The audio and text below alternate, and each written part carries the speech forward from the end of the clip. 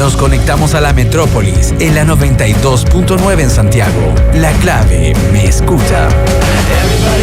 Seguimos haciendo Metrópolis AM en Radio La Clave y todas nuestras plataformas. Abrimos el tren programático de nuestra emisora y te invitamos que, por cierto, te quedes durante todo el día disfrutando de nuestros distintos contenidos. Antes de continuar, quiero decirte lo siguiente: Lacture HMB, porque cada día es una nueva oportunidad para seguir disfrutando de lo que amas. Su fórmula con calcio HMB y sin lactosa te ayudarán a recuperar y mantener tu masa muscular. Combina 4 medidas de Lacture HMB con 200 mililitros de agua y listo. Consúmelo diariamente y sigue sintiéndote fuerte con Lacture HMB sin lactosa. Sigue disfrutando lo mejor de la vida y sin preocupaciones. Micasino.com te dice, te avisa y te cuenta: hoy parte una nueva fecha del fútbol chileno y tienes la oportunidad de jugar, ganar y cobrar con nosotros. Somos seguros. Juegas, ganas, cobras de inmediato. Buenas cuotas, apuestas combinadas, todo el deporte, la entretención y el fútbol del mundo. Y hablamos del fútbol de Chile, porque hoy, desde las 6 de la tarde, jugarán Limache y la U. ¿Qué dice mi casino? Que gana la U. Además, Limache anotará primero. Además, el equipo tomatero no anotará en la primera mitad y anotará un mínimo de 2 goles. Y el resultado final será par. Si jugamos 10 mil pesos solamente a este partido que abre la fecha el día de hoy, si logramos acertar, estaríamos cobrando 1.510.000 pesos. Así es que tú no esperes más. Juega, gana y sobre todo cobra. Así de sencillo es en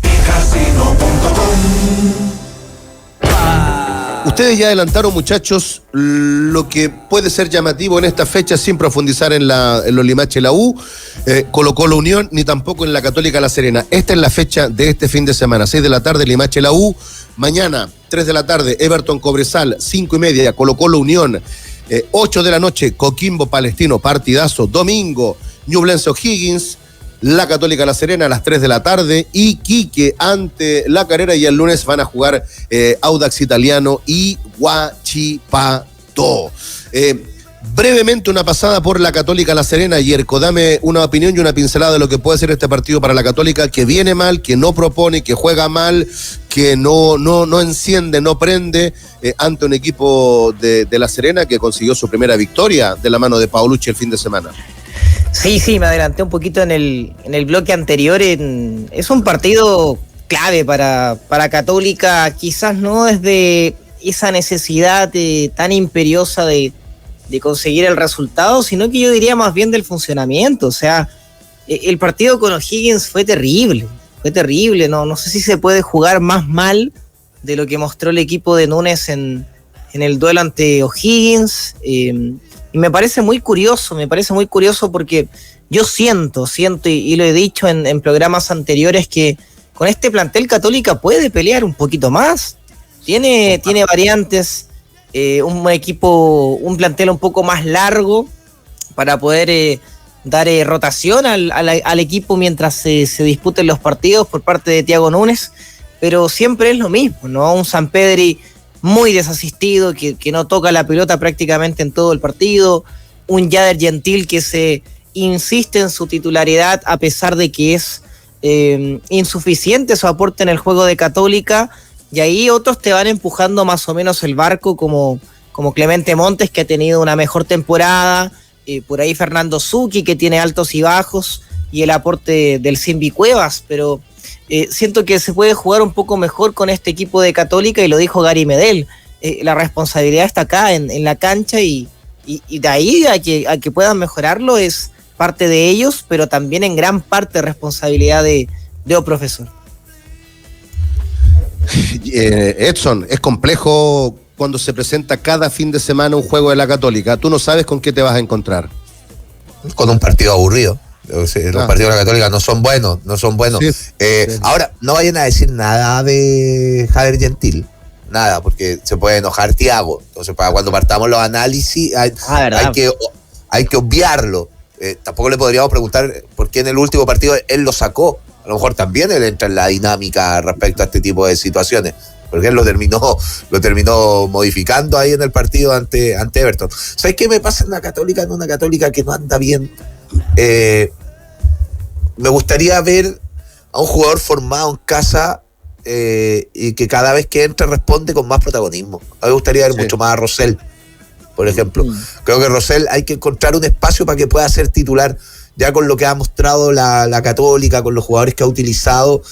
No ha dado pie con bola y creo que es un momento, un jugador que siempre te convierte goles, que sea una alternativa súper importante. Oye, y bien breve, anoche el Flaco Fernández en el chat, a propósito de lo que hablábamos ayer de Fernando Sampedri, nos decía que efectivamente Sao Paulo consultó por Fernando Sampedri, que no ha hecho una oferta, pero que consultó por él en la búsqueda de un centro delantero, por él y otros jugadores, pero ratificó desde Brasil que al menos el sondeo, que al menos está en la lista de los jugadores que busca Sao Paulo, Fernando Sampedri. Esto no significa que se vaya a concretar o que vaya a partir, pero que sí preguntaron por él.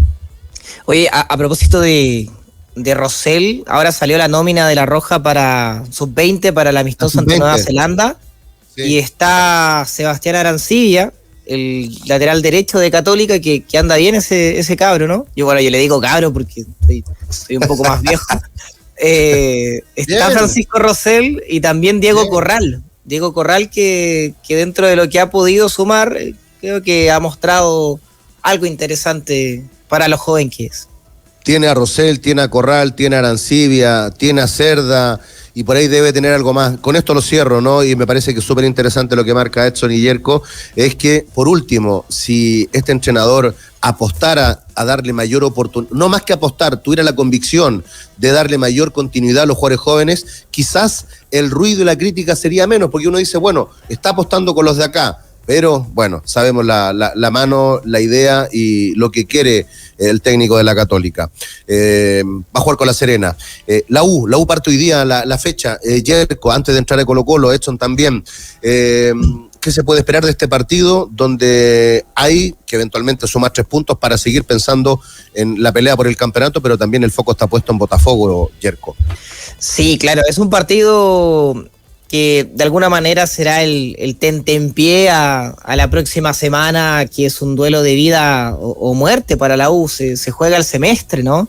Prácticamente el equipo universitario por la Copa Libertadores. Y por ende, este duelo con Limache pactado para esta jornada es un partido en el que Gustavo Álvarez va a rotar el equipo notoriamente, lo decíamos ayer, con un plantel más bien suplente, con hartas rotaciones. De hecho, por ejemplo, está la inclusión de Flavio Moya en el mediocampo, un jugador que ha ido rápidamente haciéndose un espacio en las consideraciones de cada Gustavo vez más Álvarez. Protagonista.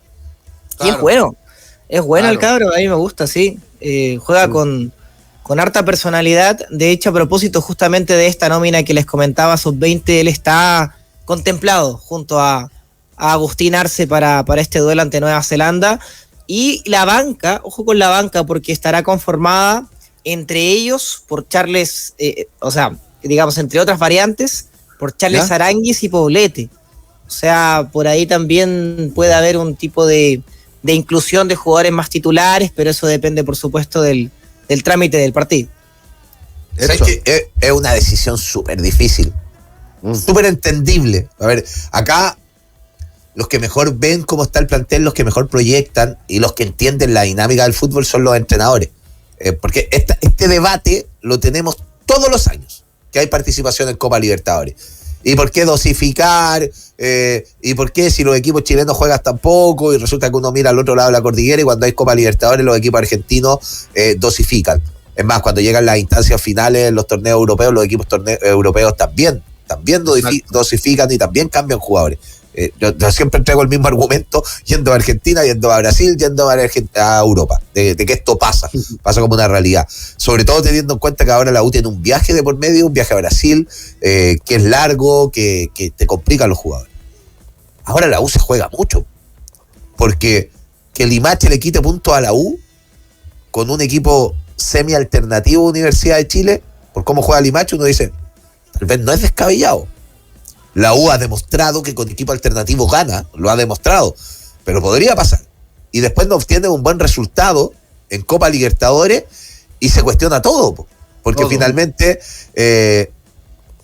Yerko dice la U se juega el semestre con el partido con Botafogo, pero claro, cuando llega la evaluación del año, la U está muy sedienta de un título a nivel nacional, Y perder puntos te puede ir condicionando también en esa disputa, más allá de que el torneo es largo, todos sabemos lo que pasó el año pasado y que hay tiempo para recuperar, porque vas a tener que jugar después con rivales directos. Pero en la foto del momento se te puede dar una situación compleja.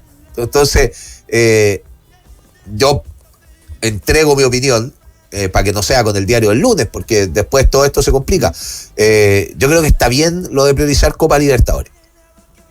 Y siento que la U, pero a la vez digo, la U la tiene muy difícil en Copa Libertadores, inclusive con equipo titular. O sea, enfrentar a Botafogo y como visitante es una cuestión que es lo que le pasó a la selección chilena mucho tiempo, tener que definir la última fecha en Brasil, tener que ir a buscar la clasificación allá. Siempre esa cuestión es muy difícil. Es muy difícil. Entonces, la tiene muy difícil, se tienen que jugar las cartas. Pero creo que quienes entren hoy a la cancha tienen que dar lo mejor que sí, porque la U necesita sus puntos. Necesita sus puntos en una cancha que es difícil, en una cancha que es compleja, ante un rival que nunca hace un partido fácil. Puede perder, y ha perdido varios partidos en el campeonato nacional, pero nunca son fáciles los partidos contra Limache. Nunca, y tiene jugadores que tienen ese ADN que le gustan este tipo de partidos. Hemos destacado hasta la estiva a Popín Castro, tiene a un Guerra, que es un jugador muy interesante, y tiene a César Pinares, que es irregular, pero cuando juega este tipo de partidos siempre lo juega bien. Y de ahí son varios los jugadores más. Pero creo que es interesante el partido de hoy. Y yo creo que la diferencia respecto al año pasado es que, bueno, es notorio, ¿no? El plantel es muchísimo más largo. Antes hablábamos de Lucas Di Llorio con Guerra como titulares fijos, y ahora pasaron un par de semanas y son reservas ambos. Sí, pues.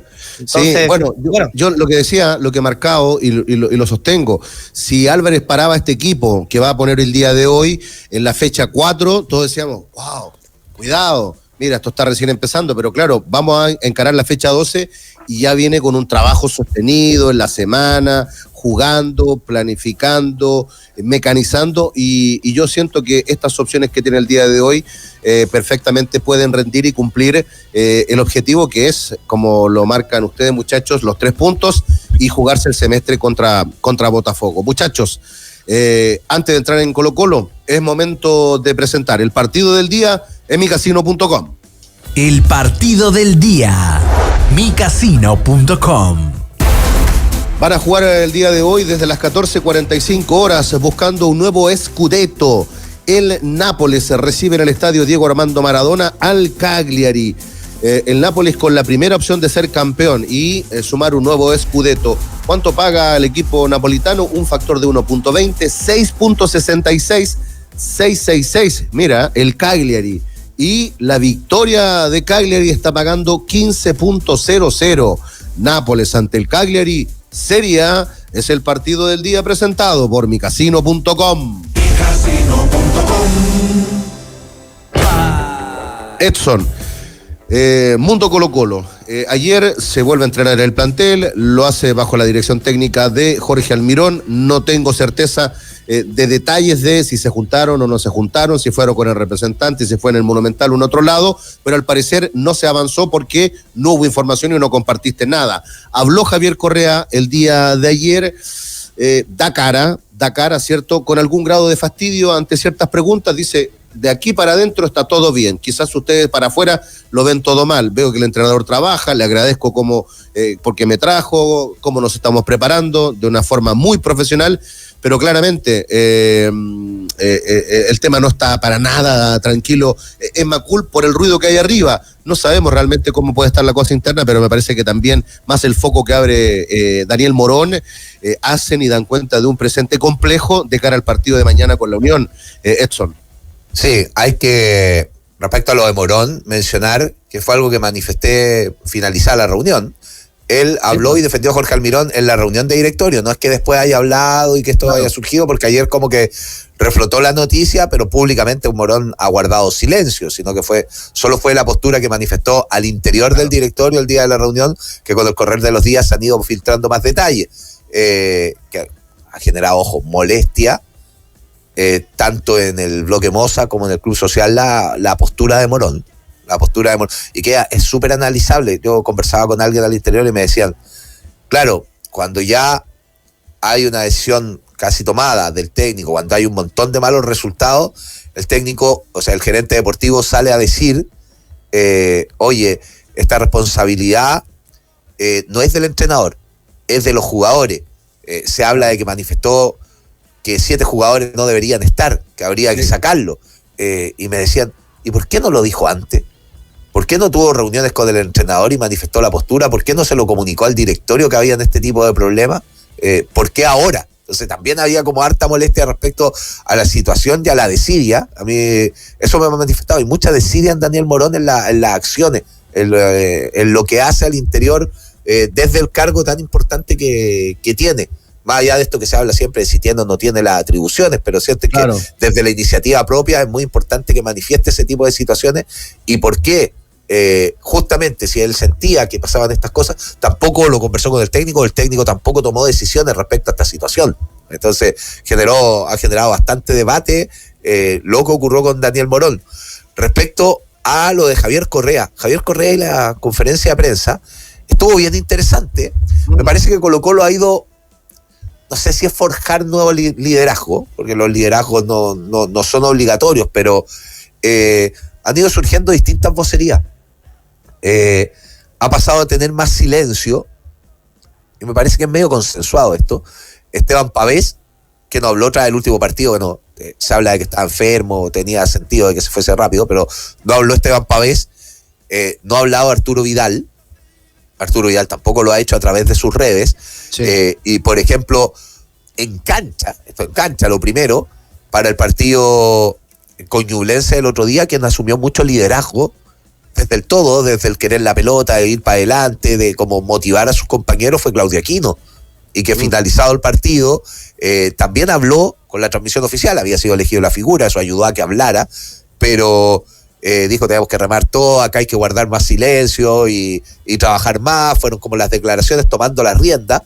Después en la zona mixta habla otro experimentado, que fue el Tortopaso, y fue el único que habló, y también su declaración fue como de cierta manera validando al entrenador y en una postura de asumir la responsabilidad de los futbolistas. Y ayer quien habla en conferencia de prensa, que ojo, no estaba presupuestada, a quienes cubren Colo-Colo se les había dicho que no iba a haber conferencia el día jueves, y habló Javier Correa, y Javier Correa salió de cierta manera a poner el pecho a las balas también, y mencionó varias cuestiones. Esto de que ellos son profesionales. Hay frases que a mí no me gustan, que dicen, cuando dicen, no, eso lo ven ustedes. A ver, este año, desde el interior de Colo-Colo se han dedicado a filtrar muchas cosas, más que nunca. Y después dicen, no, que es la prensa. Y después dicen, es que Colo-Colo vende más cuando pierde. O sea, yo trabajo en un sitio partidario de Colo-Colo, soy el editor, y Colo-Colo, cuando más vende, lejos, es cuando gana y gana mucho. Pero lejos. O sea, hay que terminar con esos mitos que han existido siempre. Colo-Colo cuando más vende es cuando gana y la gente está feliz, quiere estar y quiere entrar, etcétera. Después, cuando las campañas son más o menos, efectivamente como que baja el tiraje, como se decía antes en el tema de periódico. Y cuando pierde también genera muchas noticias, porque Colo-Colo es el equipo más popular de Chile y genera muchas noticias siempre. Pero acá los que generan las noticias, los que generan la información, siempre son los actores. Entonces me parece, está bien que hable, pero que tampoco se confundan las cosas. Y una de las cuestiones que más me llamó la atención fue que dijo que este no era el momento para los jóvenes, porque se consultó mucho por el tema del Sub-21, que Colo-Colo está al debe, que Colo-Colo no lo ha utilizado. Recién Jerko hablaba de la nómina, lo que no es menor. Colo-Colo tiene solo un jugador en la selección chilena Sub-20, solo uno, Nicolás Suárez. O sea, cuando se habla de la escasez de minutos Sub-20, también en el torneo de proyección no hay un jugador que brille. Porque uno, en la historia de Colo-Colo, cada vez que debuta un jugador joven, uno dice, este es seleccionado chileno. El seleccionado y es uno de los líderes de la selección. Nicolás Suárez en el último proceso no era titular, era alternativa. Entonces, claro, tienes uno, pero que ni siquiera es el titular de su categoría. Y eso llama mucha la atención, y es para analizar el momento del fútbol joven de Colo-Colo, que por algo, y no en vano, tuvo cambios en el último tiempo y llegó Tito Tapia a hacerse cargo. De ahí, ¿qué dice Javier Correa? Dice, este momento es para los grandes. Los grandes tenemos que hacer cargo, enderezar el buque. Y cuando se enderece el buque, ahí tienen que estar los jóvenes. El tema es que Colo-Colo hoy necesita sumar sobre 70 minutos todos los partidos de minutos sub-21. Sí, 77, entonces, ¿no? Claro, una cosa es el momento y otra cosa son las reglas. Y las reglas hablan de que Colo-Colo está muy al debe y ahí tiene una complicación. Ayer no paró equipo. No se sabe de formación para el partido de mañana. No sabemos si va a incluir un sub-21. Sabemos que el chico Francisco Martán, si juega y juega 45 minutos, suma 90 y eso te puede ir ayudando a bajar el promedio con el correr de los días. Pero Colo-Colo tiene una urgencia ahí. No sabemos cuál va a ser el equipo. Probablemente hoy nos vamos a enterar y Colo-Colo tiene un partido importantísimo mañana ante Unión Española, donde de ganar, y si es dirigido por Jorge Almirón, también va a comenzar a tener un ruido distinto. Porque en lo que ha pasado, en lo que ha transcurrido en la última hora, en lo que yo manejo, es que el técnico lo que ha manifestado es que no se quiere ir porque él está convencido que puede revertir esta situación. Es que de hecho... Qué raro. No. Termina, no. Es que de hecho... para cerrar, chico, que a mí me dice la dirigencia y sostiene que van a insistir con su salida. Que van a insistir con su salida sí o sí. Yerko. Es que me parece muy, muy extraño. O sea, bueno, una cosa es lo que dice Correa, que me parece perfecto dentro de que comunicacionalmente en un momento tan difícil salga a dar la cara. Edson dice algo que me parece que da en el clavo de enderezar el buque, pero lo que no entiendo, ¿lo van a enderezar con Almirón o sin él? No sé, o sea, ¿cómo no va a haber una resolución al respecto de un tema tan delicado? Que a mí me parece que ya está cocinado, ¿no? Ya se tomó la decisión en el directorio. Almirón ha estado expuesto, creo que más de lo que merecía en esta situación. ¿Y cómo se puede trabajar así? No creo que haya una tranquilidad laboral deportiva para que él continúe con su proyecto, o a lo menos de cara al fin de semana.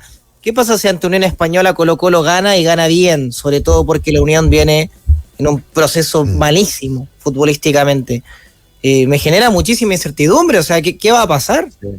Mira, respecto a eso, Yerko, yo el otro día le hacía una pregunta a Rodrigo Gómez, director de esta radio, que fue futbolista por largos años en Católica, Palestino, selección chilena, etcétera. ¿Por qué lo manifiesto y lo presento de esa manera? Porque claro, las opiniones de nosotros, que no jugamos al fútbol, muchas veces son muy distintas a lo que vive un jugador en la realidad. Pero cada vez que ocurren estas cosas, aparece, no, nosotros somos profesionales, que era una de las respuestas de Javier Correa el día de ayer. Claro, nosotros somos profesionales y entrenamos, y es normal, y acá hacemos lo que todos los días, y no hay ninguna diferencia. Yo le preguntaba a Rodrigo Gómez si le tocó vivir situaciones cuando sabía que el entrenador se iba a ir. Y decía que sí, que en más de alguna ocasión. Decía, es muy difícil, son muy extraños los entrenamientos, son distintos. Y esto, a todo futbolista que ya se retiró, coinciden con lo mismo. Cuando es el momento de crisis, los actuales te dicen, no pasa nada. Y sí pasa, sí es muy extraño. Ahora lo otro, estas cuestiones incrementan el quiebre al interior de blanco y negro. A mí ayer me decían que hubo mucha molestia, porque si ustedes recuerdan la dinámica el otro día de la reunión de directorio, el primero en hablar fue Alfredo Stowin, antes que Aníbal Mosa. Y ya molestó eso, que salga a hablar, porque él es la primera persona que termina haciendo público de que había una decisión respecto al futuro de Jorge Almirón. Yo no sé si el resto de los directores querían que esto se supiera. Sí, pues. Lo termina haciendo público que hay una decisión, y además no solo hace público que hay una decisión de que el técnico se vaya, sino que hace público de que él y su bloque no quieren que se vaya. Son dos circunstancias, porque si bien la votación fue 5-4, es un porcentaje no menor el que quiere su continuidad. Son 4 directores versus 5 que votaron por su salida. Claro, después tiene que hablar Aníbal Mosa, ir más o menos en la misma línea y repetir, pero había mucha molestia. Es más, muchos dicen que el cambio de decisión, porque en algún momento el acuerdo estuvo listo, me decían, que tenían un acuerdo, que se habían acercado a las posturas, y que Jorge Almirón después dijo, no, yo puedo revertir esto, me quiero quedar. Muchos dicen que tiene que ver justamente con el apoyo del otro bloque, y además lo que dijo Daniel Morón en el directorio, que esas son cuestiones que lo están sosteniendo, más la convicción del técnico, que él siempre ha creído que esto lo puede revertir, que esto lo puede dar vuelta. Entonces, incrementa este quiebre dirigencial que existe al interior de blanco y negro. Edson, brevemente, porque ya el capitán nos va a avisar que hay que entregar para seguir con la continuidad del tren programático. ¿Se han contactado con algún técnico? ¿Se habla de algún nombre en particular, de algún avance respecto de aquello en paralelo? Eso no tengo cómo saberlo. He preguntado y siempre me han dicho no, pero sabemos que cuando se dan este tipo de situaciones siempre pasa que hay algún tipo de sondeo. Yo sé que en estas preguntas dice Gustavo Quinteros y te ves como, sí, podría ser, es un buen nombre. Gustavo Quinteros, que ayer en TIC decían que no va a Boca, que fue descartado de la posibilidad de ir a Boca. Vamos a ver cómo se termina cerrando eso. Que hablan de Miguel Ramírez, sí, podría ser. Todos dicen, sí, podría ser, pero en cada uno de los nombres que he preguntado. Por ahí tú ayer me preguntabas por Gustavo Alfaro, que lo había dicho el Coque Evia, y dije, no tengo ningún antecedente. Lo que sí, en el momento que llegó Gustavo Quintero, bajo esta misma presidencia, y con directores muy similares del Club Social y Deportivo Colo-Colo en la mesa de blanco y negro, en ese momento se conversó con Gustavo Alfaro, se conversó directamente, en persona, fue una realidad de que él pudo llegar a Colo-Colo.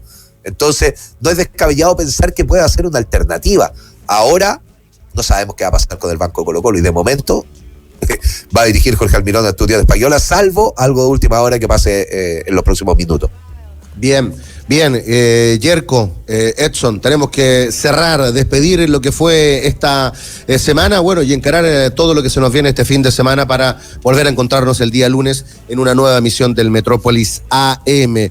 Edson, querido, Yerko, que tengan una buena jornada de día viernes, un buen término de semana, y que el fin de semana, bueno, entre el deporte, las actividades de cada uno, sea grato. Te dejamos invitados a que sigas en la sintonía. Viene Hora Clave con los periodistas Fran Huerta y Carlos Greig. Nosotros volvemos a la 1:00 p.m. en el Metrópolis Central. Chao. Y aló.